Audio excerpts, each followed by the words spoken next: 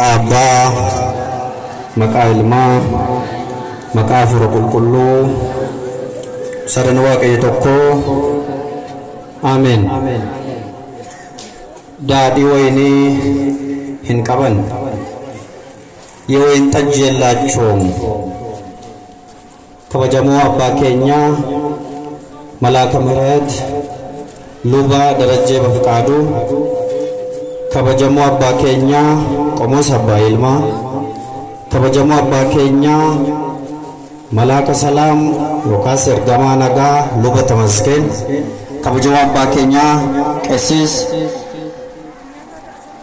ሲሳይ ማሞ akkasumas kabajamtoota abbootii hundumti luboonni kabajamtoota barsiisota wangeelaa iddoo kanatti argamtan hundumti keessan aangoo keessaniin hundumti keessan warri as jirtan xiqqaadhaa hanga guddaatti maqaa Waaqayyootiin akkam turtanii hin nagaamu akkam ooltanii akkamiin bara nageessanii. Ameen.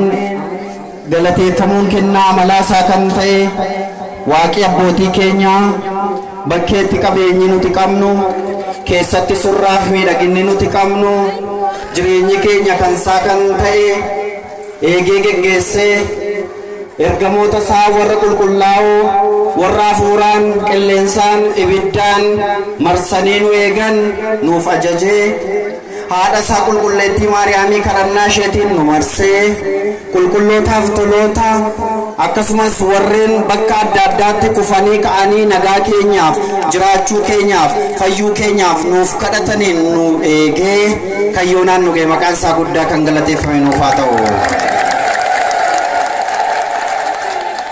Ergamichi qulqulluu Mikaa'el hangafa ergamootaa ta'uudhaan